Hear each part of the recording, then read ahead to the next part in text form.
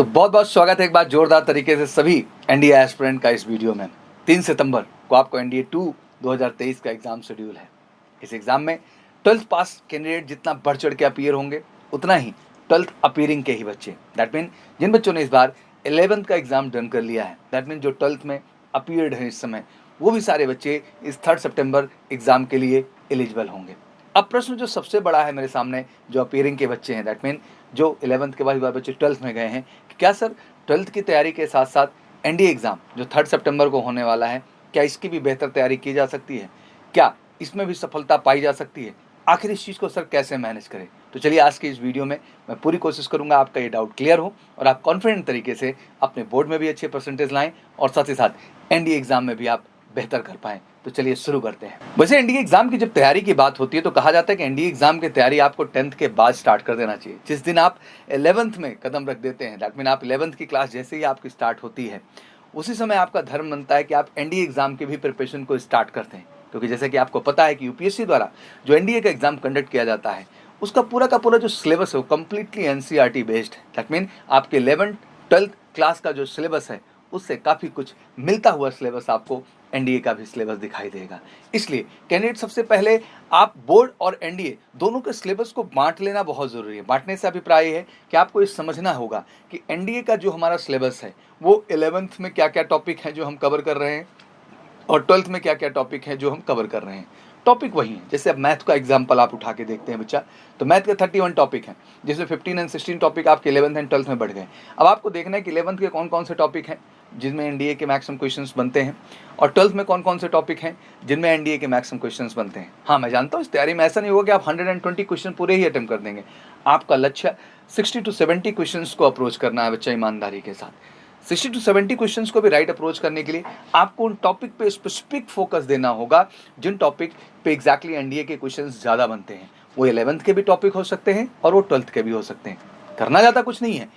Exactly जो आप mathematics हो, फिजिक्स हो, जब आप एग्जैक्टली कॉन्सेप्ट पढ़ रहे होते हैं तो कॉन्सेप्ट होता है बेटा, उस पर बेस्ड क्वेश्चन लगाने की जो है वो ज़्यादा ज़रूरत होती है। दैट मीन आप डिस्क्रिप्टिव वर्जन में पढ़ाई किए पूरा और डिस्क्रिप्टिव लेवल के आपके क्वेश्चन अप्रोच हुए, बट आपको ऑब्जेक्टिव प्रैक्टिस को बढ़ाना होता है जो कि एनडीए बेस्ड क्वेश्चंस की होती है। दैट मीन फॉर एग्जांपल कि आपने फंक्शन टॉपिक पढ़ा, तो फंक्शन टॉपिक से अगर क्वेश्चंस एनडीए में बन रहे हैं तो आपकी जिम्मेदारी है कि फंक्शन टॉपिक के कॉन्सेप्ट क्लियर करने के बाद आप एनडीए पे based question, previous year, miscellaneous और हमारे एमकेसी पब्लिकेशन के एनडीए की मैथ की बुक तो बेस्ट है, उसमें पूरा कलेक्शन हमने बनाया हुआ। अगर उन क्वेश्चन को बेहतर ढंग से आपने अप्रोच कर लिया बच्चा, तो आप एग्जाम में बेहतर करेंगे। तो आपको कुछ एक्स्ट्रा नहीं पढ़ना हुआ, बल्कि जो आपने 11th एंड 12th में टॉपिक पढ़े, उन टॉपिक पे पढ़ने के साथ साथ, कॉन्सेप्ट को डेवलप करने के साथ साथ आपने उन पे बेस्ड एनडीए के क्वेश्चंस भी अप्रोच किए। बस इतनी सी बात है जो आपको बेटा अपने जहन में ला लेनी है। ऑब्वियसली जो बच्चे हमारे यहाँ एमकेसी के एनडीए फाउंडेशन प्रोग्राम का हिस्सा बनते हैं, and I really feel proud कि पूरे भारत के हर कोने से जबरदस्त बच्चा मेजर कलसी क्लासेस के एनडीए फाउंडेशन प्रोग्राम का हिस्सा बनता है 10th के बाद, 11th के बाद 1 ईयर के लिए, 10th के बाद 2 ईयर के लिए। तो वो जबरदस्त इसी स्ट्रैटेजी से पढ़ाई करते हैं, कुछ अलग नहीं होता बेटा। पढ़ाई वही बोर्ड की एनसीईआरटी की ही चलती है, बट हम आपको एनडीए के जो बेस्ड क्वेश्चंस होते हैं वो भी साथ साथ कराते चलते हैं, जिससे आपका परफॉर्मेंस बोर्ड में तो अच्छा हो ही हो, बट साथ ही साथ आप एनडीए में भी अच्छा परफॉर्मेंस कर पाए। मैथ, फिजिक्स और केमिस्ट्री की बात की जाए तो साइंस स्ट्रीम वाले जो बच्चे हैं वो ऑलरेडी इसको बेहतर कर ले जाते हैं, कोई दिक्कत नहीं आती। मेन पॉइंट आता है आपकी जनरल स्टडीज पार्ट का और इंग्लिश का। सर उस पर कैसे हम अपने आप को बेहतर कैसे काम करें? सबसे पहली चीज़ क्लियर कर देना चाहता हूँ बच्चा कि इंग्लिश के पेपर को आप ध्यान से देखते हैं तो उसमें मेजर रोल वोकैब का है, और वोकैब एक ऐसी चीज़ है कि जिसमें कोई ग्रामेटिकल स्ट्रक्चर नहीं चलता है। वो आपका कमांड ओवर लैंग्वेज और ओवरऑल आपका इंटरेस्ट लेवल कितना है, इस पे बेस्ड होता है। अगर आप इंग्लिश न्यूज़पेपर पढ़ रहे हैं, कोई अच्छी मैगजीन भी आप फॉलो कर रहे हैं इंग्लिश में, वो आपको बहुत मदद करेगी इन वोकैब को बेहतर करने के लिए। और सबसे शॉर्टेस्ट उपाय मैं आपको बता देता हूँ, मेजर कलसी क्लासेस की लैक्सिकन बुक है बेटा, पतली सी बुक है बिल्कुल। 100% कलेक्शंस हर बार यूपीएससी में जो पूछे जाते हैं, एंटोनिम सिनोनिम या आइडियम फ्रेजेस जो भी, वो सारे के सारे जो है कलेक्शन उसी बुक से आते हैं क्लियर कट तरीके से। तो अगर वो बुक भी आप फॉलो कर लें ईमानदारी से, और जो बच्चे हमारे फॉलो करते हैं, जो मेहनत करते हैं, वाकई में वो एग्ज़ाम में बेहतर परफॉर्मेंस करके भी दिखाते हैं साथ ही साथ। और साथ ही साथ मैं कहना चाहता हूँ, जीएस पार्ट की बात आती है तो ऑब्वियसली ये बहुत वास्ट है, बट मुझे लगता है कि आप दिन भर की साइंस स्ट्रीम की पढ़ाई के बाद कभी कभी मन भी करता है कि कुछ अच्छी कहानी, कॉन्सेप्ट भी हम पढ़ें और समझें। और जीएस कुछ ऐसा ही है, जहाँ आप अपनी एंशिएंट हिस्ट्री को, मिडिल हिस्ट्री को, मॉडर्न हिस्ट्री को समझना चाहते हैं, देश की पूरी पॉलिटिकल स्ट्रक्चर को समझना चाहते हैं, देश की ज्योग्राफिकल स्टेटस को आप समझना चाहते हैं, देश में जनरल अवेयरनेस, जो भी करंट एक्टिविटी और उनको, और बीइंग अ डिफेंस एस्पिरेंट, ये अवेयरनेस आपके अंदर होना अनिवार्य है। इसके लिए आपको हैबिचुअल होना पड़ेगा। तो इसके लिए सबसे बेहतर कॉन्सेप्ट यही है कि आप एनसीईआरटी का कंप्लीट जीएस का कंटेंट उठा लें 10th 11th 12th का, या साथ ही साथ आप एमकेसी का जो हमारा हिस्ट्री, पॉलिटी या ज्योग्राफी, इकोनॉमिक्स की बुक्स हैं उनको उठा लें। उनके कॉन्सेप्ट और अगर उनके क्वेश्चंस आप ईमानदारी से कर लेते हैं तो आपको एनफ कंटेंट मिल जाएगा और आप जीएस पार्ट में भी बेहतर कर पाएंगे। तो जितना भी बच्चा मेरे देश का है, मैं सबको यही कहना चाहता हूँ कि ये बहुत ही महत्वपूर्ण समय होता है। बस थोड़ा सा बेटा इस समय आपको अपनी पावर को डबल करना होता है। और मैं तो कहता हूँ सारे के सारे जो है बिल्कुल हनुमान हो आप मेरे, आप में बहुत शक्ति है बच्चा। बस आपको डिसाइड करना है, स्ट्रैटेजी एक प्रॉपर तैयार करना है कि हाँ, मुझे बोर्ड के साथ साथ एनडीए के क्वेश्चंस भी अप्रोच करने हैं।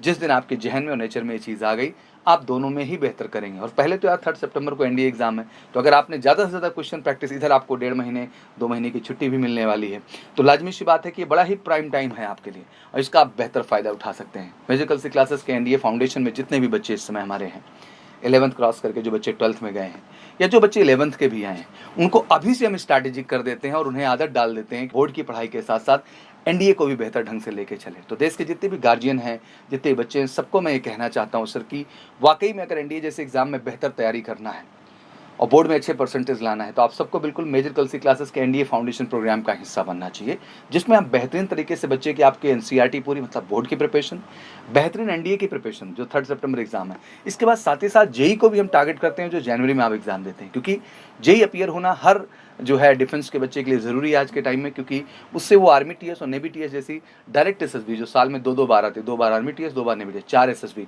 उसका भी अवसर हम बच्चे को दे देते हैं। तो 2 बार एनडीए के माध्यम से और 2 बार आर्मी टीएस, 2 बार नेवी टीएस, 6 एसएसबी का एक साल में मौका मिलता है।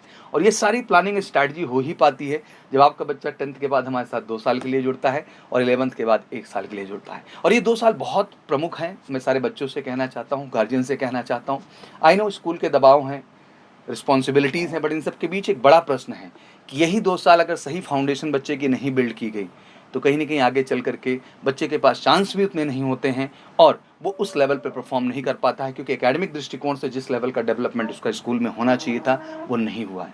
तो सारे गार्जियन, अभिभावक से मेरा यही निवेदन है कि ये 2 साल बहुत महत्वपूर्ण है बच्चे के लिए। अगर आप उनको एमकेसी का हिस्सा बनाते हैं तो हम आपको वादा करते हैं उनकी एकेडमिक्स को भी हम बेहतर बनाएंगे, उनकी पर्सनैलिटी को भी बेहतर करेंगे और वो एनडीए, जेई, बोर्ड हर एग्ज़ाम में आपको बेहतर करते हुए दिखाई देंगे और फाइनली आपके लाल आपको सफलता 10+2 के जस्ट बाद दे के दिखाएंगे। और मुझे लगता है कि हर गार्जियन की यही एक्सपेक्टेशन होती है और हर बच्चे का यही सपना होता है कि अपने माँ बाप का भार वो जल्द से जल्द हल्का करे, और वो तभी संभव हो सकता है जब वाकई में 10th के बाद आप 2 ईयर के लिए और 11th के बाद 1 ईयर के लिए मेजर कल सी क्लासेस के एनडीए फाउंडेशन प्रोग्राम का हिस्सा बने।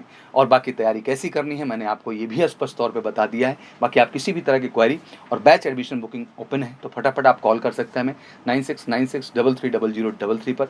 ये प्रोग्राम ऑफलाइन बहुत बेहतर है, ऑनलाइन भी ऑप्शन है, बट ऑफलाइन बेस्ट इसलिए क्योंकि एकेडमिक्स के साथ साथ पर्सनालिटी को भी डेवलप होना बहुत ज़रूरी है फौज में ऑफिसर्स बनने के लिए।